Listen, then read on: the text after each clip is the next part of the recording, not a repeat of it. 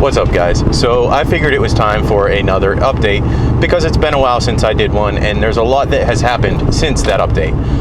Now, one thing is, I really wanted this series to be a weekly series, but it's just not working out. So I'll still put out updates for you guys, but I'm only going to do it if I have enough material. Sometimes I just don't have enough material in a week to warrant an update, and other times I just can't do it because of my schedule. So today I will still give you an update on everything that's happened over the past 2 weeks or so, 3 weeks. First of all, as you know, because you've probably seen the video, I have this car Pro Tune now.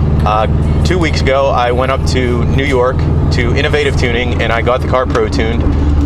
It actually made 311 horsepower and 315 wheel torque. That's at the wheels, of course. And I'm really not sure how that matches up to my previous setup, because with my previous setup it was done on a mainline dyno, where the last tune was on a Mustang dyno. And I know on the mainline my car made like 340 or so wheel horsepower. Now, hopefully next week I will be going down to Charleston for my break, and I will be getting hopefully tuned on, I will be getting a few dyno runs, a few dyno pulls done on the original dyno where the car made 340 on that main line. So hopefully we'll be able to get to the bottom of this and see how much power my car is making now versus how much it made then. So I have been asked a couple times which tune feels faster, the current tune that I have now or the tune that I had previously. And to be honest, it's very hard to tell.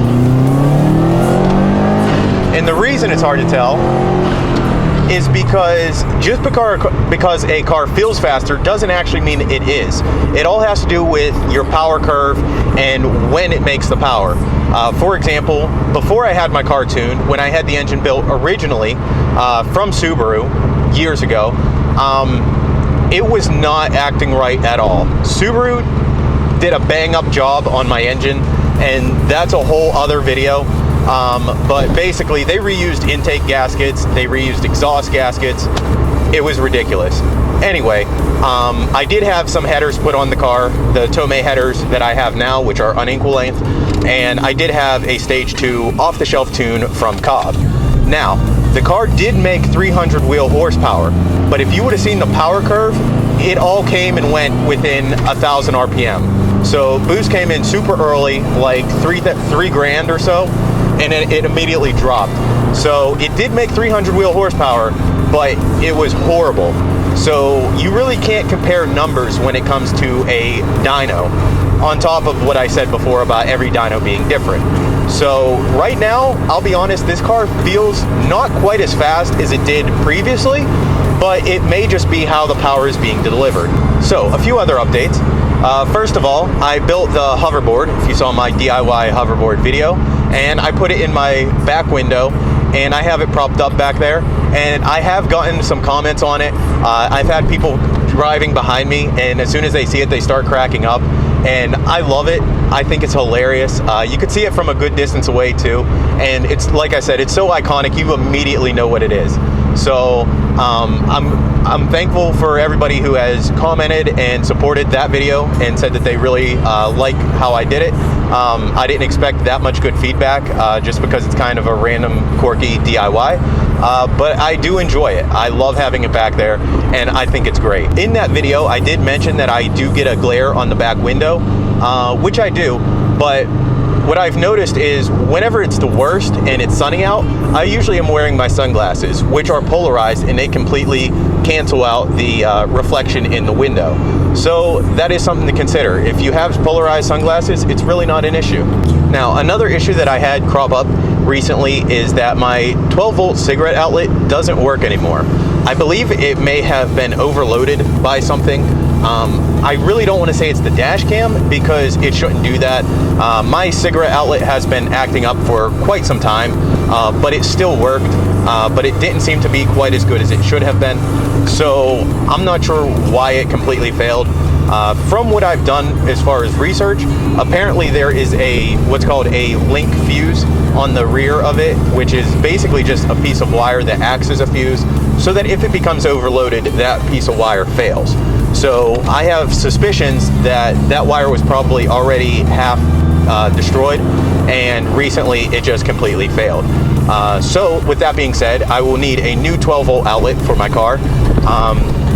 And why this matters to you is because I really wanted to put out some dash cam footage and do a review on the Papago P3. But right now that is on hold until I get that replaced, which should be fairly soon, probably a couple weeks at most. I just have to go to the dealership and order the part, but up till now I haven't had the time. So one of the features of the Papago is it will actually turn itself on if it senses any movement or vibration in your vehicle. So if somebody hits you or is trying to break in, it will turn itself on. However, to utilize that, it actually has to be tied into a hot circuit or directly to the battery. So I will be doing that. I'll probably just directly connect it to the battery to be safe. But I still have to get some parts for that. I'll need an inline fuse and a little bit of wiring. So I will have a DIY video for that, but I just haven't had the time yet. Also, I have had a couple requests to do a day in the life video. So if you guys are interested in that, just post it in the comments below. I will be making a video regardless of the comments, but I'm just curious to see how many people are actually interested in that. Up to this point, I have been way too busy with school and finals and everything that's going on with that to make a day in the life. But starting next week is my vacation and my break. So I will be going down to Charleston, South Carolina, and I'm sure there will be plenty to film. So I'll show you guys all that, and I will be sure to do a day in the life as soon as I can. So I won't be able to do a tunnel pull for you guys today just because of my scheduling, and I'm all actually on my way to school. But how about merging onto the highway?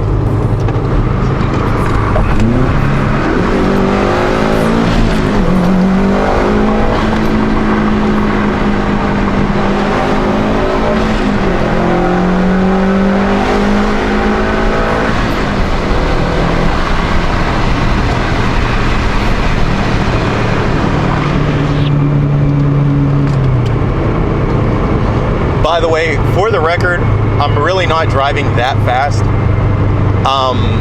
Pennsylvania's speed limits are just ridiculously slow, and people like to not even go the speed limit. So it may look like I'm flying past people, but I'm really not going all that fast. So just rest assured, I'm not driving crazy or doing anything crazy like I'm hooning or anything like that.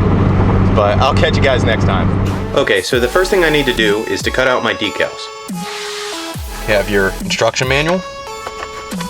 You have a warranty card.